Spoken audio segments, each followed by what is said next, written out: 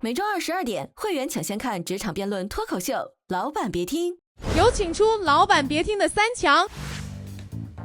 我就问你，你上过班吗？跟同事谈过恋爱吗？用 AI 能够提高我们的工作效率，为什么我们不要？我就是喜欢有挑战的恋爱。狗血短剧跟生活完全是2个不一样的概念。门腔老师就是夫妻档了。那怎么办呢？我超棒。我们开麦。同事们好啊，我是主持人毛倩文，欢迎来到老板别听决赛的现场。那接下来呢，让我们继续开启团战的下一道辩论。职场摸鱼是合理回血还是效率失血呢？首先将开启的是120秒钟的立论环节，计时开始。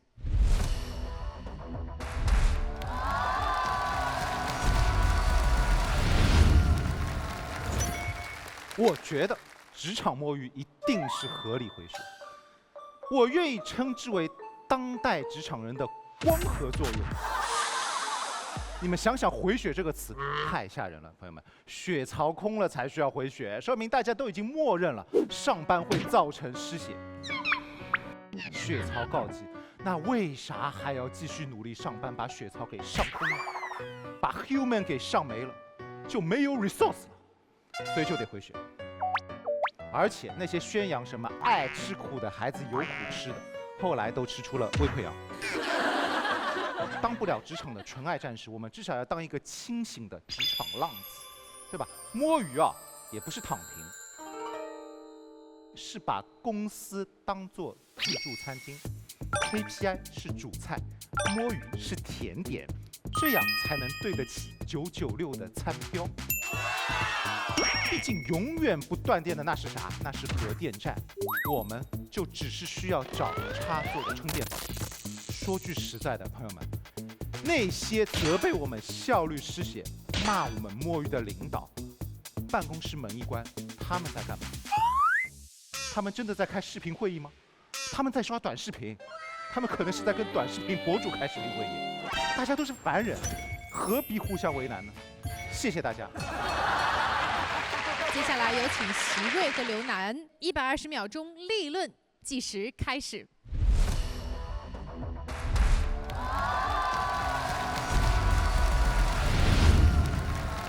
我摸过鱼，我跟门腔老师一样，我觉得摸鱼啊太正常了，它会让我有一种偷到了的快乐。但是我仔细一想，职场摸鱼真的让你放松下来了吗？我们摸鱼的时候在干嘛？见缝插针的看点八卦，读2段网文，刷2集网剧，这真的是在回血吗？这期间你搞得跟个特务一样，频繁的工作消息弹窗，提防着被领导和同事发现举报，3不5时担心错过重要的群聊没有回复收到。我们本就疲惫的情绪和分散的注意力，因此变得更加涣散。摸鱼很爽，这就是它更一步狡猾的地方。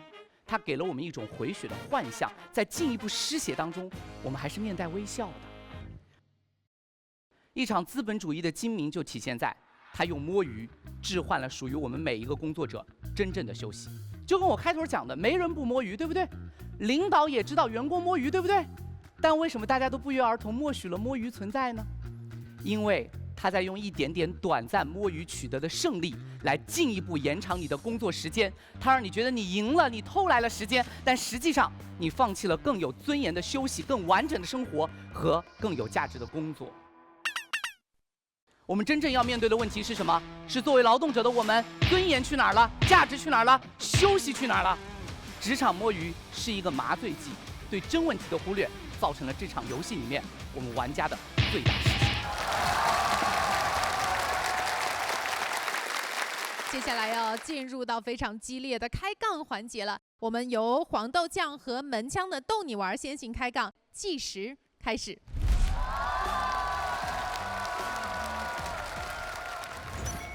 特别精彩，刚刚席瑞老师的观点，但是他整个观点讲到最后就是说我们需要休息。问题是他说用摸鱼置换休息，把工作的时间没有给我，那我工作完成了我也走不了呀。那我这个时间我还得摸鱼拿回来。谢谢席瑞老师，太伟大了。非常好。为什么工作完了走不了？这才是真问题。今天我们之所以在这里辩论，不就是因为把这个问题揭示出来吗？什么时候我们连问题都不敢正视，要用摸鱼来隐藏自己需要休息的正当权利和呐喊？但是你方持的观点是效率失血，问题的本质不应该是人工效率失不失血的问题，而是管理失血的问题，你觉得呢？当然，管理失血造成了员工只能通过摸鱼这种方式来以为自己在休息，这不是效率失血吗？那我问你，在摸鱼的时候，你真的感受过深度放松吗？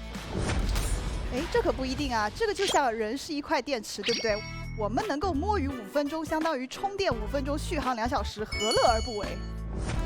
我觉得非常有意思啊。对方讲充电5分钟，续航2小时，我就不懂。他明明在谈一件事情，就是我们需要休息了，可是他始终不肯用休息这个词。我们在今天不是怪每一个摸鱼的朋友，因为我也摸的时候确实很快乐，因为这问题就压根不应该是问我们的，我们要问的不就是一个又一个老板是什么样的文化把我们的休息置换成了摸鱼吗？是什么让我们沉醉在摸鱼的温柔乡里面，以至于忘了做完工作是可以回到家好好休息的，是不用在职场硬熬时间，然后用摸鱼来指代自己正当休息的权利吗？所以对方辩友其实也变相承认了，这不是效率失血，而是管理失血的问题。那你为什么要责怪员工因为摸鱼而效率失血呢？你看你方完全不听，你方这个表现就很像老板。我说了我没有责怪员工，管理失血影响了我们的效率失血，不是吗？我们之所以摸，不就是已经感觉血槽空了吗？但一个人如果在职场状态下只能通过摸鱼来回血，是不是要问一问是什么样的职场生态造成了我们永远血条亏空的状态？我们一定有过在职场里面被充电的时刻吧？我们一定有过有价值感、有尊严的时刻吧？我们一定有过觉得自己的工作干起来超棒、我很棒的时刻吧？为什么这些时刻越来越少了？这个问题当然是用来问管理者的呀。我当然有觉得我超棒的时候。我觉得他们脱口秀演员也都很卷，就是他们一定要把这个梗啊埋在这个处处都是表达的这个地方。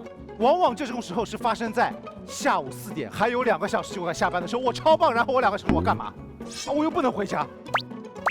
我就是在工位上休息，但是我就是会被老板说成摸鱼，那怎么办呢？我超棒，但是我摸鱼。我们要休息是可以大大方方提的。如果我的工作长期可以在4点钟结束，我可以跟我的老板说，其实我不需要有这么多非要耗在这儿表演给你看的时间。当然，这是个很理想的状态，但我们不就在做这件事情吗？有这么多的年轻人，有这么多年轻优秀的创业者在当老板，我相信下一次我们可以主动跟员工说，你要是觉得你事情干完了，不用硬熬，早点回去休息。他技巧实在太高了，现场我完全就是被他吓到、震撼到，好几次想要加入他们。难得有这样的机会跟这么厉害的辩手去打，我觉得就享受这场比赛。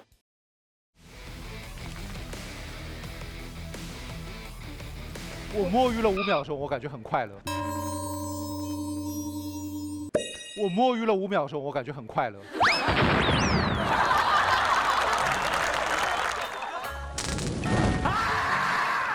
回血了。如果刚才有一刻在我的辩论当中，我觉得想摸鱼，我应该会说我可以不接这个工作。但我衷心的说，在刚才和你对战的1分半钟，我没有摸过1克鱼，尽了我自己最后一次力气，而我觉得我很棒。你这样讲的我很不是人。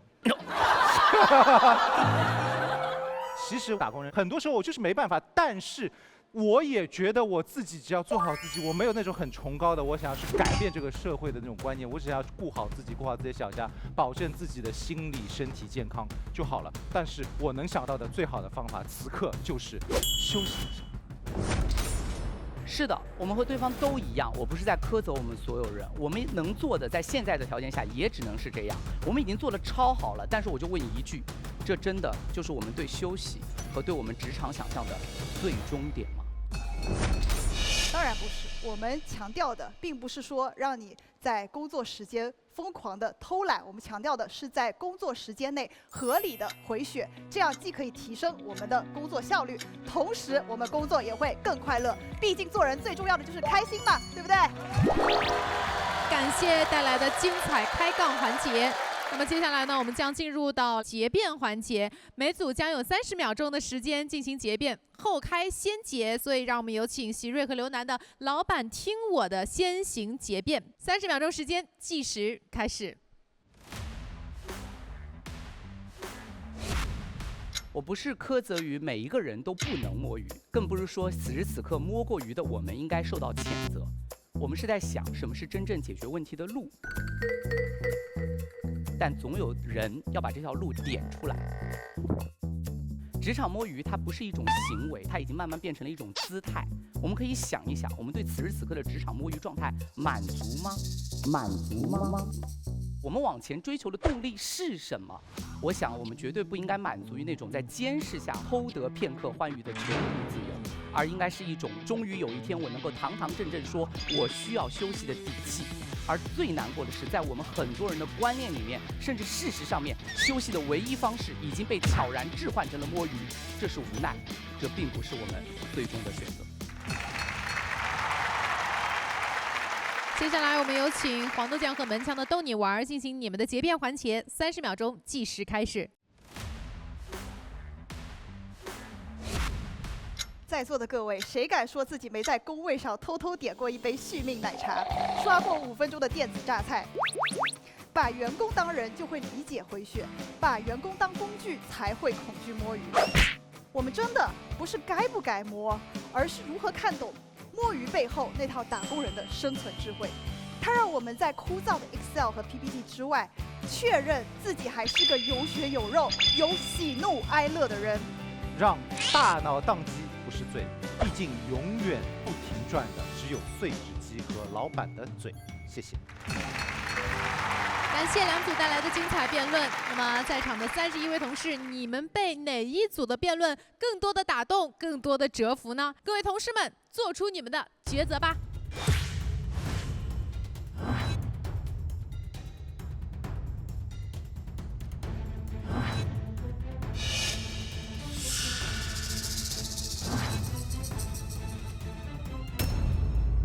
接下来呢，我们将开启下一道辩题的辩论，请黄豆酱和门枪到我们休息区去观战，辛苦啦！同时，我们有请翠儿和罗怡涵回到辩论场。接下来的这道题目是：在职场中，会汇报比会干活更重要吗？接下来有反方老板听我的组合，告诉我你们想选择的先后手顺序。先手。好的，那接下来呢，由你们将先开启立论环节，120秒钟的立论，计时开始。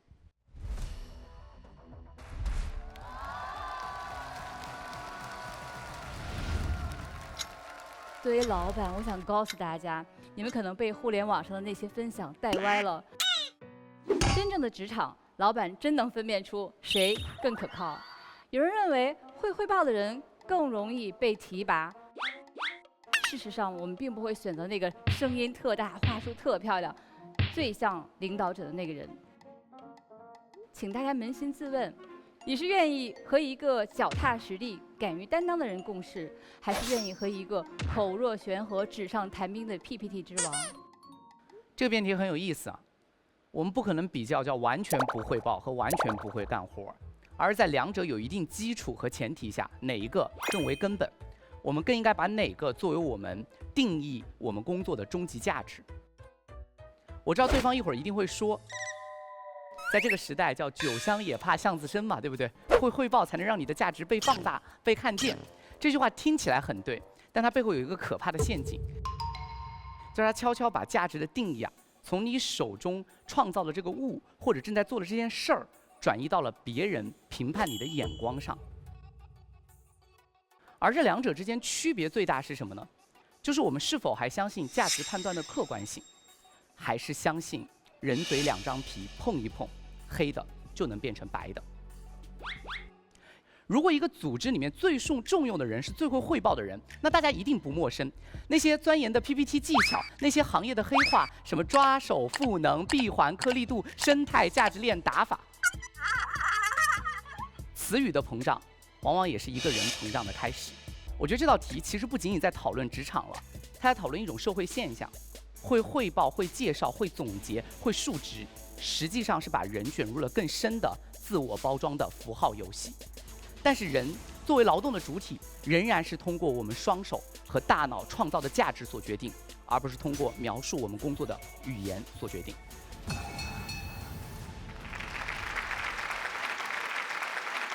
接下来有请出罗一涵和翠儿的别焦虑组合进行你们的立论环节，120秒钟计时开始。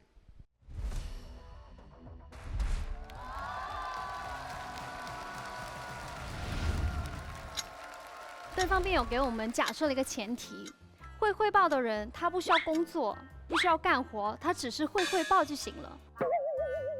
但我方强调的是，你在会干活的前提之下，要学会汇报。我们为什么今天会站在这里？这不就是我们要比谁更会汇报吗？想起来毕业的时候，我们都会通过汇报 presentation 的形式，去将我们的研究成果告诉大家。难道教授他不知道我们都是熬夜做了很久的研究？那为什么最后的成绩的判定是那10分钟的汇报呢？这就是你的成果能不能让所有人都能理解、都能听清楚的这个重要的技能。这个也是延伸到我们的职场里面的。对方辩手一直在说会汇报是会表演，是抢功，但我很想说的是，其实汇报的那个人，他责任跟风险是并存的。如果他汇报不好，责任也是他去承担的。所以我方一直坚持的是，我们要会干活，同时我们应该要更重点的培养自己会汇报的能力。因为会干活跟会汇报这个会的难易程度是不一样的，而会汇报需要一个更综合的一个能力的体现。同样的项目，有人汇报完升职加薪，那有人汇报完可能老板连是谁都记不住，这是会汇报的一个差异。同时，客户对你工作的了解90%都是来自于你的汇报的质量，你成果的能见度90%是靠你汇报的能力。所以，我认为汇报能力其实非常重要的。一个好的汇报，它能争取到的是一个项目，争取到的是客户，争取到的是投资人。所以我方认为，会干活决定了你的下限，但是会汇报是决定了你的上限。谢谢大家。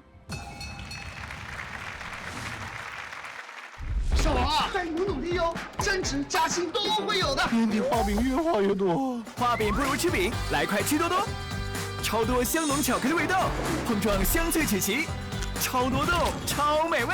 新年马上趣多多。接下来将进入到紧张刺激的开杠环节，两组各有90秒钟的发言时间，先开先杠，所以由席瑞和刘楠先杠。开杠环节计时开始。我特别好奇啊，刚刚翠儿说，她说你看人要在会做事儿的基础上来会汇报，那不本质上就是两个都要吗？是不是你也知道，其实会干活是会汇报的基础，离开了这个汇报就是无源治水。并不是哦，那我们看我们在 pitch 客户的项目的时候，所有团队都做完的工作，我们是需要靠一个人他去汇报的时候才能 pitch 到这个客户，所以更重要的是他的那个汇报的那个人呀。客户不是只听汇报，客户至少要做一做背调吧？我怎么知道你是不是画饼呢？这个方案还是需要客户去看看你有没有实干得出来，而不是 DeepSeek 查出来的吧？刚才您方一直说的会汇报、会干活，对你自己的一个价值提升有多重要？但是在职场上，对于一个团队来讲，当然是会汇报更加的重要。如果这个团队现在销售的业绩就是摆尾了，你告诉我这个时候你要通过什么来跟老板做汇报？你连老板都见不到。咱们不是达成一致了吗？会汇报和会干活不是一个完全对立的关系啊，他们是都有的呀。对，所以我方问的是您方比较的更在哪里？我是用一点辩论技巧，这两个东西它就很容易混为一谈，因为你中有我，我中有你的题啊，在所有辩论里面都是最难的题。但是这个题我相信是很多人的一个困惑。启瑞就是一如既往的表现得非常的稳，他说的这些观点让我有新的思考。那我很想问一下，你一直强调的会干活，是不是一个学生思维的残留呢？怎么又扣帽子是学生思维？我方提出一个主张，特别简单，因为事儿的价值是可以独立依附语言而存在的，是可以经过数据而检验的。但是语言很多时候是主观的，就好比一场辩论赛的胜负，很多时候它并不代表客观真理已经揭示出来，而往往只是代表我们当下对于某些人的更进一步的认同和倾向而已。所以我方提出了判断标准，您方的标准是？我来说一下，我们的标准是不仅对自己是重要的，而且对职场也是重要的。刚才您方提到汇报啊，不是把价值评价的权利交给对方，正相反，我跟您讲，我们强调汇报，正是把价值评价的权利交到了自己的手上。因为你产出一个事儿，你在职场当中做出了这个劳动成果，把你的成果交付出去，这才是一个完成形态。没有一个完成形态，能说之前没完成的是更重要吗？我第一次听说跟客户提汇报方案叫做评判权利在自己手中，大家没竞过标吗？没有赛过稿吗？到底谁来选择接收你汇报？是客户。如果没有客观事实和事儿、专业主义作为依托，它就会成为要么是画饼，要么是欺骗啊。您方刚才提到的这些点，我觉得混淆了价值通过语言到底是怎么被定义的这样的一个过程。为什么我们说汇报更重要？因为这里面有一个信息的概念，你汇报，你才能很好的理解这些活是怎么形成的，才能很好的把这些信息传递给职场当中的每一个节点。只有汇报，才能把信息全握在自己的手上，才能坐上职场的主桌。信息哪儿来的？信息是在我们工作中干活干出来的，是我们对业务的理解，对老板需求的理解，对客户痛点的理解。难道信息是天上掉下来的吗？其实呢，我们在职场中大部分的汇报的那一位，他是参与在干活的这个事情里面的，而且他是能将大家干的活变得一个有声有色的一个故事传达出来，所以才能 pitch 到领导跟客户的他们的信任或者是他们这个项目的。是啊，我非常赞同啊。汇报的信息特别多，汇报要挑重点说，但对于重点的判断，一定是你通过人在做事儿的过程中磨出来的。无论是你汇报的意识、判断的问题的重量级和优先级，都来源于你长期做事儿磨砺出来的专业主义。汇报不用独立去学，你真正在一个事情里面真的扎根下来，汇报应该是水到渠成。但现在有很多人正在走一个弯路，就是他独立的把汇报当做一门技巧、一门技术、一门捷径去学，反而忽略了事情的优先级。哎，我真的是下来之后，我要立马聘席瑞。为什么？他太老黄牛了。你这样一个老黄牛的心态，并且你这样一个会干事儿的人，为什么不让老板看到你的价值啊？这不就是我们恰恰在证明汇报更重要吗？你自己干了这么多事情，就愿意自己完全不躺在职场的这个功劳簿上吗？我们说汇报，一定是你这边要刻意投入精力吧？你不能告诉我人只要张了嘴就叫汇报吧？那你当然了，领导要给我发个微信回回了，叫我汇报。哎，对方面我们诚恳一点来比较好不好？你起码要告诉我你的工作重心放在汇报上，不然这个题我们的差别是什么？或者您方的立场是什么呢？我们的立场就是汇报不仅要包含你干活的价值，还要包含干活的信息传递出去，让老板做更好的决定的价值。如果老板做不了更好的决定，对这个所有职场上的人来说，干活都是白搭，做的决定是错的呀。真正决定事情的价值有它客观的尺度，尽管不是所有的东西都能通过数据表达，但是关于这个事儿完成的好不好，有时候语言不能改变，也不能塑造一切。开杠环节结束，接下来让我们有请翠儿和怡涵先行结辩，30秒钟的时间计时开始。在职场当中，你创造了一个生产的东西，那你需要把这个东西传递给你所有职场当中的每一个节点呀。这个传递的核心是什么？信息。所以说汇报不是你争我夺，在职场当中，大家要努力让自己被看见。我们一直在被规训的这种谦逊啊，什么还不够吗？在职场当中，汇报等于信息，等于权利，等于我评判我自己的价值。会汇报的人才能从咱的工位上站起来，坐到主桌。接下来有请席瑞和刘楠进行结辩，30秒钟的时间计时开始。这是一个不缺看见的时代，自媒体早已预言了一切。相反，把一个老老实实、勤勤恳恳干活的人称作老黄牛，是我们这个时代需要反思的问题。干活是人在世上，那是沉静；汇报是活在别人的评判和目光里，那叫漂浮。他人的目光是这个世界上最易变的东西，因为只有在做事儿的时候，我才知道我是在跟客观的、不以他人为意志转移的物在进行对话，而那种掌控感是稳定而坚实的。所以为什么会选择会做事儿？因为我想有一种更稳定、更持续和更具自主价值的人生。感谢两组就这道辩题给我们带来的非常精彩的观点。那么接下来31位同事们又到了你们抉择的时刻了。正方更能打动你，请准备好绿色方块投入到他们面前的投票器中；反方更胜一筹，请准备红色的方块投入到他们面前的投票器中。团队战到这里也就全部结束了。那我们的观察团此时此刻也能松一口气了。首先，我们跟门枪聊一聊，好不好？好，来聊呗。我们打第一题的时候，内心怎么想的？其实不纠结的，因为我觉得就是办公室恋爱真的是负担，但是我没有把我自己的女朋友小陈给考虑进来，我就是直接带入到自己作为 HR 的一个角色。我看了很多办公室员工他们谈恋爱过程中的起起伏伏那种感觉，就工作真的是会很影响恋爱的质量。我是个恋爱脑。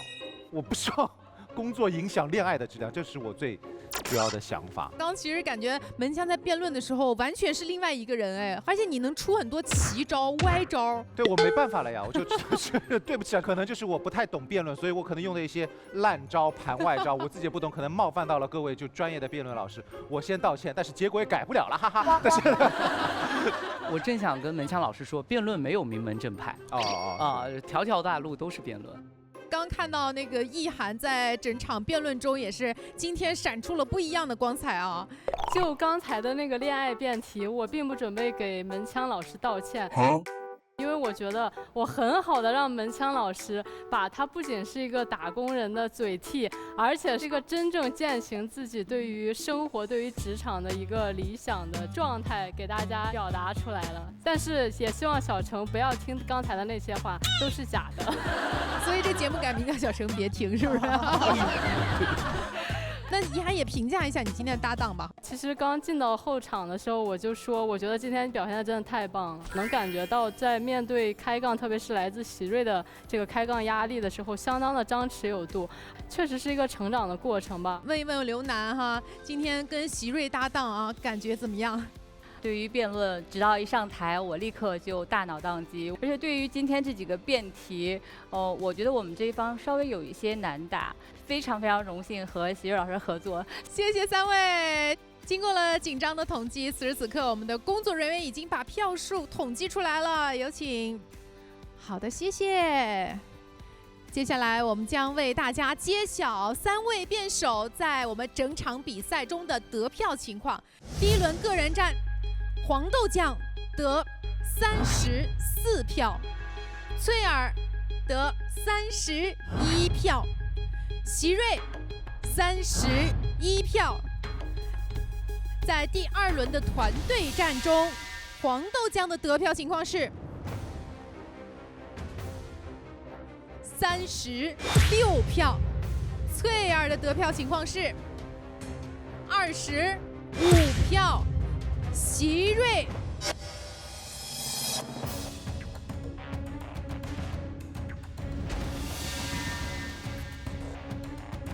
32票。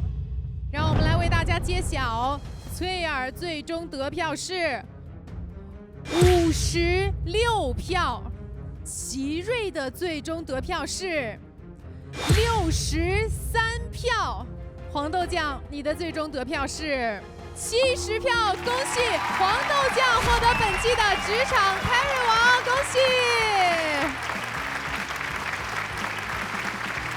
我现在还是不敢相信，我居然拿了冠军。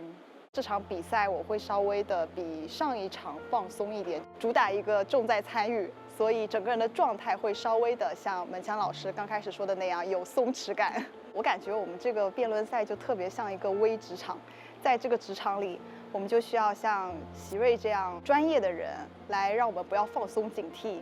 词语会透露我们对职业的想象，而想象进一步会演化成行为。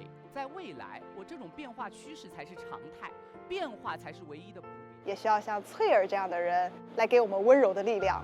真正的体面是首先来自于不被生活胁迫的底气。成长就是要学会用今天的克制来换取明天的自由。我们还需要门腔这样幽默的同事，用幽默来化解职场的压力。我当然有觉得我超棒的时候。我摸鱼了5秒的时候，我感觉很快乐。还有像怡涵这样逻辑清晰的人，这是你的一个选择自由的权利，而他把这种权利偷换成了一个必须强大的义务。像楠姐这样善解人意的前辈，能够理解我们的想法。工作从来不是单纯的为别人打工，而是一场场自我投资，使我拥有更多可能性，而可能性让我充满了希望。虽然我们这个节目叫老板别听，但是还是希望老板来听听。我非常开心，因为我觉得是突破了自己，很明显感觉到自己在决赛的整个状态会比较好。我觉得我自己今天的表现有90分，10分我觉得是进步的空间，特别是普通话，我觉得可以更流利一点。辩论是一种语言表达的范式，但是只是说关于你到底怎么去生产你的内容，你最重要的是你能不能和自己的生命经验结合起来，说接地气的话，说跟大家离得近的话。作为一个表达者，他最需要的是什么？是看见别人的故事。我觉得问题被看见，也是人被看见和故事被看见的过程。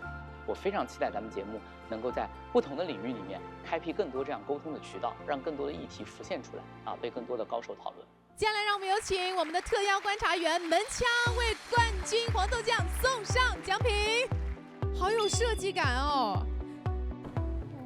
哇，好有仪式感哦！哇哦！刚才2位观察员向你注入的是冠军黄豆酱从初赛一路走来到决赛得到的所有的观众投的每一票，这也意味着这是每一位同事为你的点赞，恭喜冠军黄豆酱！此时此刻特别想请我们的冠军黄豆酱说一说内心的感觉。是这样的，在我们的放狠话的环节，我们说过我们是不会手下留情的。请你们手下留情。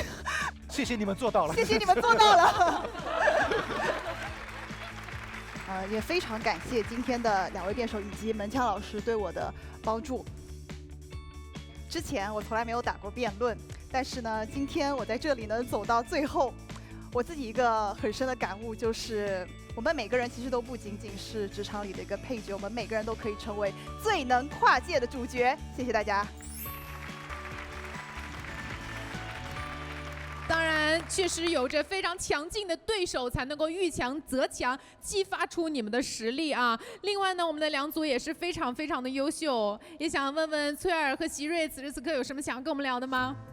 我还是非常的荣幸能够跟我的偶像席瑞老师打辩论的，然后我觉得黄豆酱确实非常的厉害，然后他也是第1次参加辩论，我觉得他有这样的成绩，我非常的佩服。我觉得挺好的，因为刚刚门腔也在说要不要专门学一下辩论。其实辩论是无处不在的，因为辩题就是我们人生的课题。然后我一直以来也是在做一件事情，就是我怎么让这个课题是跟我的生命经验发生关系。我们今天一起体会了一场辩论赛，就持方和立场都是被决定的。但是我想，在这个立场下，仍然有什么一定我们内心会被打动的观点，而那个东西就是我们的价值底色。所以这些也是将来我们看到不会让自己后悔，甚至会让自己觉得骄傲的话。然后我觉得今天我们都说出了这些话，真的谢谢席瑞。那今天这个奖杯，我相信至少有1/3吧，得是门腔老师的。首先，我真的很祝福黄豆酱，很厉害。通过这一场辩论，我发现其实就像徐老师讲的，就因为2种观点的碰撞，它并不是我觉得要争一个输赢，真理应该就是被辩出来的嘛，所以我觉得在辩论的过程中，我也会学得很多，我也会希望以后有机会再去更深入的了解辩论，以及更深入的去在每一个工作中去发现大家在职场中遇到的问题，去把它展开去讨论，拿出来讲。谢谢。我觉得这个节目特别有意义，尤其这个名字起得很妙。我们讨论的议题又是通过员工作为打工人的角度，或者就是在一个职场大家平等状态下面去讨论很多很现实存在以及就是一直没有被解决掉的问题。所以我希望一些开明的会看这个节目的老板，以及即将要成为老板的人，或者大家都还在打工的人，遇到困难了摇摆的时候，可以看看这些对自己有用的辩题，我觉得可以打开自己很多思路。如果当时我还在职场的时候有这个节目的话，可能我的职场会走得更顺利一点。同时也谢谢我们今天的在场的31位我们的工作搭子同事们，谢谢你们一路以来的陪伴，谢谢。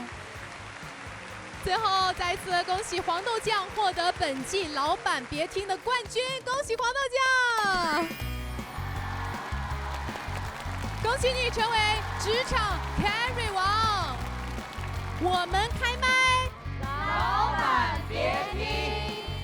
感谢各位同事，我们下班了，下期见。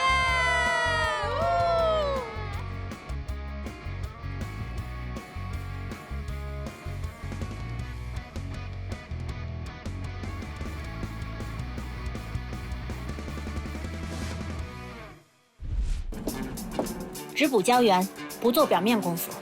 全新第4代欧莱雅胶原小蜜罐，纳米级超渗胶原科技，满满胶原灌进去，更紧、更弹、更抚纹。全新第4代欧莱雅胶原小蜜罐，心碎启程，自在驰骋。